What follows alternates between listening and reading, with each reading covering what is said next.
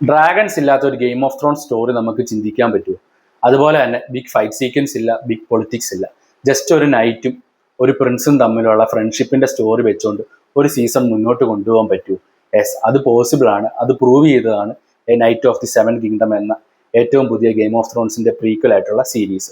Game of ത്രോൺസിന്റെ വേൾഡിൽ തന്നെ set ചെയ്തിരിക്കുന്ന ഈ ഒരു നൈറ്റ് ഓഫ് സെവൻ കിങ്ഡംസ് എന്ന് പറഞ്ഞ സീരീസ് ഗെയിം ഓഫ് ത്രോൺസ് പോലെയല്ല, വളരെ ഡിഫറെൻ്റ് ആയിട്ടുള്ള ടോണാണ് ഫോളോ ചെയ്തിരിക്കുന്നത്. ഗെയിം ഓഫ് ത്രോൺസ് പോലെ വലിയ ക്യാൻവാസിലല്ല ഇത് ക്രിയേറ്റ് ചെയ്തിരിക്കുന്നത്. വളരെ റൂട്ടഡ് ആയിട്ട്, വളരെ ക്യാരക്ടർ ഡ്രിവൺ ആയിട്ട്, ഇമോഷണൽ ആയിട്ടുള്ള സ്റ്റോറിയൊക്കെ പറയുന്ന ഒരു സീരീസ് ആണ് A knight of the seven kingdoms. So story follow ചെയ്യുന്നത് സർ ഡങ്കൻ ദി ടോൾ, ഒരു ഹെഡ്ജ് നൈറ്റ് ആണ്. പുള്ളി വളരെ ഹോണസ്റ്റ് ആയിട്ടുള്ള ഒരു ക്യാരക്ടറാണ്. പുള്ളിയും പുള്ളിയുടെ സ്ക്വയർ എഗ് എന്ന് പറയുന്ന ഒരു ചെറിയ കുട്ടിയാണ്. പക്ഷെ അവനൊരു ടർഗേറിയൻ പ്രിൻസ് ആണ്. പക്ഷെ അവൻ്റെ ഐഡന്റിറ്റി ഹൈഡ് ചെയ്തിട്ടാണ് ഈ പുള്ളിയിലൂടെ നടക്കുന്നത്. സോ ഈ രണ്ട് ക്യാരക്ടേഴ്സിന്റെ ഇടയിലുള്ള ഫ്രണ്ട്ഷിപ്പും അവരുടെ വെസ്ട്രോസിലൂടെയുള്ള ഒരു ട്രാവലും പിന്നെ നടക്കുന്ന കൊച്ചു കൊച്ചു സംഭവങ്ങളൊക്കെയാണ് ഈ ഒരു ഫസ്റ്റ് സീസണിൽ കാണിക്കുന്നത്.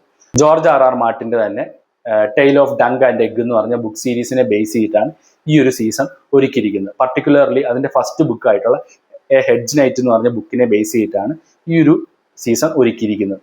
സോ ഗെയിം ഓഫ് ത്രോൺസ് കണ്ടവർക്കെല്ലാം ഒരു സർപ്രൈസ് ആയിരിക്കും ഈ ഒരു സീരീസ്. കാരണം ഗെയിം ഓഫ് ത്രോൺസ് പോലെയല്ല ഈ ഒരു സീരീസ്. വളരെ ഡിഫറെൻ്റ് ആയിട്ടുള്ള, വളരെ ബ്യൂട്ടിഫുൾ ആയിട്ടുള്ള, വളരെ ഗ്രൗണ്ടഡ് ആയിട്ടുള്ള ഒരു സ്റ്റോറിയാണ് ഇവിടെ ഉള്ളത്. കോമൺ ആയിട്ടുള്ള വെസ്ട്രോസിലെ ആൾക്കാരുടെ കഥ പറയുന്ന ഒരു സീരീസാണിത്. വലിയ ക്യാൻവാസിലൊന്നും അല്ല ഇത് ക്രിയേറ്റ് ചെയ്തിരിക്കുന്നത്. വലിയ ഫൈറ്റ് സീക്വൻസോ അല്ലെങ്കിൽ വലിയ പൊളിറ്റിക്സോ ഒന്നും ഇതിലില്ല. ഇതിൽ മെയിനായിട്ടും കാണിക്കുന്നത് ഈ രണ്ട് ക്യാരക്ടേഴ്സിൻ്റെ ഇടയിലുള്ള ഒരു ഫ്രണ്ട്ഷിപ്പും കാര്യങ്ങളൊക്കെയാണ്.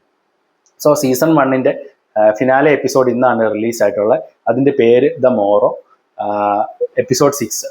സോ ഈ ഒരു എപ്പിസോഡ് 5 ട്രയൽ ഓഫ് 7 ഡങ്ക് സർവൈവ് ചെയ്യും. അതിനുശേഷമുള്ള സംഭവങ്ങളൊക്കെയാണ് കാണിക്കുന്നത്. സോ ഈ ട്രയൽ ഓഫ് 7 ഡങ്ക് സർവൈവ് ചെയ്തെങ്കിലും അവന് കുറേ ലോസസ് ഒക്കെ ഉണ്ടായിട്ടുണ്ട്.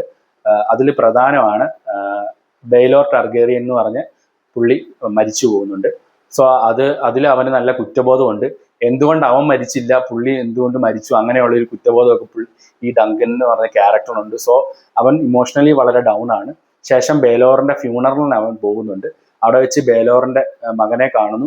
അവർ രണ്ടുപേരും വളരെ ഇമോഷണൽ ആയിട്ടുള്ള ഒരു കോൺവെർസേഷനിലേക്ക് ഏർപ്പെടുന്നു. ഇത് തന്നെയാണ് ഈ ഒരു എപ്പിസോഡിന്റെ ഒരു കോർ ഇമോഷണൽ ആയിട്ടുള്ള ഒരു മൂവ്മെന്റ് ആയിട്ട് എനിക്ക് തോന്നിയത്. അതിനുശേഷം മേഗാർ എന്ന് പറഞ്ഞ പ്രിൻസിനെ പോയി കാണുന്നു. മേഗാർ പുള്ളിയുടെ മോനായിട്ടുള്ള എഗ്ഗിനെ സ്ക്വയർ ആയിട്ട് കൊണ്ടുപോകണമെന്ന് പറയുന്നു. പക്ഷേ ഡങ്ക് ആ ഒരു ഓഫറിനെ റിജക്റ്റ് ചെയ്യുന്നു.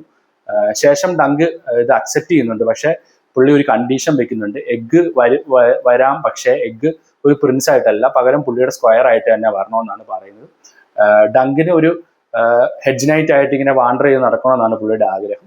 സോ അവസാനം ഈ ഒരു എപ്പിസോഡിന്റെ അവസാനം ആകുമ്പോഴത്തേക്കും എഗ്ഗ് അവന്റെ അച്ഛൻ സമ്മതിച്ചു എന്ന് പറഞ്ഞിട്ടുള്ള കള്ളം പറഞ്ഞുകൊണ്ട് ഡങ്കിന്റെ കൂടെ യാത്ര ആരംഭിക്കുകയാണ്. ആ ഒരു സമയത്ത് ഒരു കോയിൻ ഡങ്ക് ഒരു മരത്തിൽ തറയ്ക്കുന്നുണ്ട്. ഇത് സൂചിപ്പിക്കുന്നത് അവനെ വാണ്ടർ ചെയ്ത് പോകാനുള്ള ആ ഒരു ഫ്രീഡത്തിനെ കുറിച്ചൊക്കെയാണ്. ശേഷം ആ ഒരു സീരീസ് തീരുകയാണ്. സോ മോറോ മീൻസ് ടുമോറോ ഈ ഫസ്റ്റ് സീസണിന്റെ ഫിനാലെ എപ്പിസോഡ് എന്ന് പറഞ്ഞാൽ ഒരു പ്രൊലോഗ് പോലെയാണ് എനിക്ക് തോന്നിയത്. Something big is to come. So season 2 വേണ്ടി നമുക്ക് കാത്തിരിക്കാം.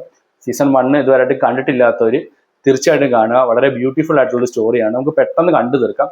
കുറച്ച് സ്ലോ ആയിട്ടുള്ള രീതിയിലാണ് ഇതിൻ്റെ ഒരു നറേഷൻ പോകുന്നത്. എന്നാലും ക്യാരക്ടർ ഡ്രിവൺ ആയിട്ടുള്ള സ്റ്റോറിയൊക്കെ ഇഷ്ടപ്പെടുന്ന ആൾക്കാർക്ക് തീർച്ചയായിട്ടും ഇത് ഇഷ്ടപ്പെടും.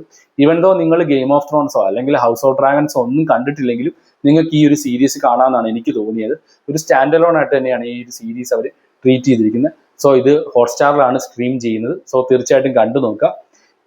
ഈ ഒരു രീതിയിൽ തന്നെയാണ് ഈ ഒരു സീരീസ് മുന്നോട്ട് പോകുന്നതെങ്കിൽ ജോർജ് ആർ മാർട്ടിന്റെ ആഗ്രഹം പോലെ തന്നെ ഒരു 10-15 സീസണൊക്കെ ആയിട്ട് ഇത് എടുത്താലും ഒരു കുഴപ്പമില്ല.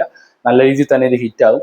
സോ ഈ ഒരു സീരീസ് നിങ്ങൾ കണ്ടിട്ടുണ്ടെങ്കിൽ തീർച്ചയായിട്ടും നിങ്ങളുടെ അഭിപ്രായം വീഡിയോയുടെ താഴെ കമന്റ് ചെയ്യുക.